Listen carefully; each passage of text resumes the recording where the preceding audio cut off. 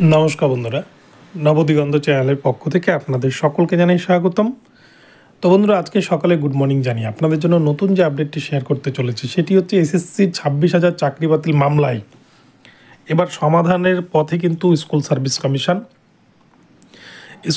কমিশনের চেয়ারম্যান এবং শিক্ষামন্ত্রীর তরফ থেকে গত পরশুদিন কিন্তু বৈঠকের পর পরিষ্কারভাবে জানিয়ে দিয়েছে তারা যোগ্য অযোগ্য লিস্ট আলাদা করতে পারবে, যেটা এতদিন ধরে কোর্টের বলার পরেও তারা কিন্তু স্বীকার খায়নি। এবং যোগ্যদের চাকরি ফেরানোর জন্য যা যা প্রয়োজনীয় পদক্ষেপ নেওয়া প্রয়োজন তারা কিন্তু আইনি পরামর্শ নিয়ে সেগুলি করতে চলেছে। তো এই বিষয়ে বিস্তারিত আপডেট এই ভিডিওতে শেয়ার করতে চলেছি। আপনারা সম্পূর্ণ ভিডিওটি মনোযোগ সহকারে দেখুন, তাহলে আপনারা পুরো বিষয়টি বুঝতে পারবেন। তবে তার আগে বলি, যারা প্রথমবার চ্যানেলটি দেখছেন, যারা এখনও চ্যানেলটিকে সাবস্ক্রাইব করেনি, আপনারা অবশ্যই চ্যানেলটিকে সাবস্ক্রাইব করে দেবেন। তো চলুন আমরা মূল পর্বে ফিরে যাই, বিস্তারিত সম্পর্কে জেনে নিই।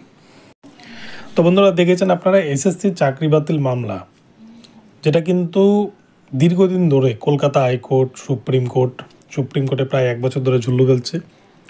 এতবার করে যোগ্য অযোগ্য লিস্ট বলার পরেও কিন্তু স্কুল সার্ভিস কমিশনের চেয়ারম্যান বা এসএসসি বা রাজ্যের তরফ থেকে সেইভাবে উদ্যোগ নিয়ে কোনোরকম কিন্তু যোগ্য অযোগ্য লিস্ট প্রডিউস করা হয়নি।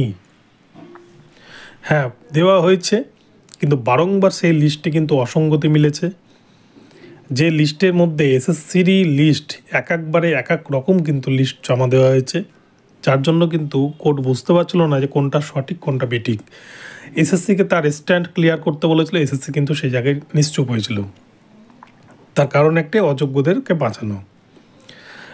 তো এই জায়গায় আপনারা দেখেছেন গত পরশুদিন 13 জনের প্রতিনিধি দলের সাথে কিন্তু চাকরিয়ারা বৈঠক করেছেন এবং সেখানে এসএসসির চেয়ারম্যান চাপে পড়ে কিন্তু স্বীকার করেছেন যে আমরা যোগ্য অযোগ্য লিস্ট আলাদা করতে পারবো। আমরা সেই লিস্ট সোমবারের দিন ওয়েবসাইটে আপলোড করব।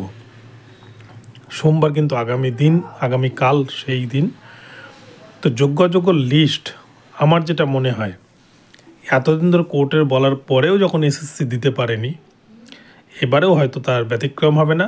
তারা যোগ্য অযোগ্য লিস্ট দেবে ঠিকই, কিন্তু যে লিস্টে হয়তো যারা রেসপন্ডেন্ট রয়েছে তাদের বিরোধী থাকবে বা তারা বিরোধিতা করবেন বা সিবিআইও বিরোধিতা করবেন। কেননা এসএসসি কখনোই কিন্তু সঠিকভাবে অযোগ্যদেরকে ধরিয়ে দেবে না যে এই সমস্ত ক্যান্ডিডেটরা অযোগ্য, এটা যোগ্য। এইটা যদি ধরিয়ে দিতে পারতো তাহলে কিন্তু প্যানেলই ক্যান্সেল হতো না।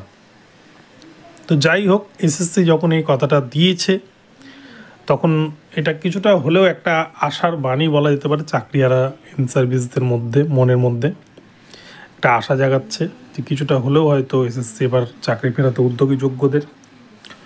অপরদিকে তারা সিবিআইয়ের উদ্ধার করা পঙ্কজ বনসালের বাড়ি থেকে যে ওএমআরগুলোকে এসএসসি এতদিন মানতে চাইছিল না, সেগুলোকে এবার তারা প্রাধান্য দিতে চলেছে, এমনটা কিন্তু জানিয়েছে তারা আদালতে।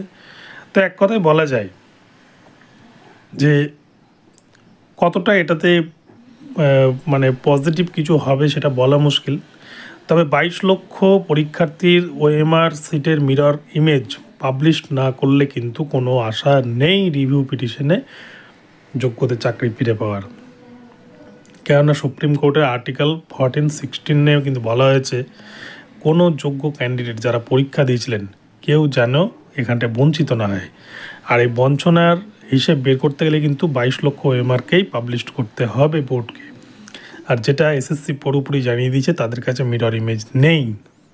যদিও হয়তো তাদের কাছে নিশ্চয়ই আছে, তারা অযোগ্যদেরকে আড়াল করার জন্য এটা তারা পন্থা অবলম্বন করছেন। তো যাই হোক,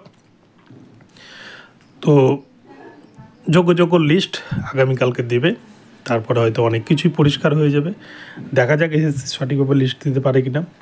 তো বন্ধুরা, এখন এই পর্যন্ত রইল। ভিডিওটি ভালো লাগলে চ্যানেলটিকে সাবস্ক্রাইব করে দেবেন। দেখা হচ্ছে পরবর্তী ভিডিওতে। সকলে ভালো থাকবেন, ধন্যবাদ।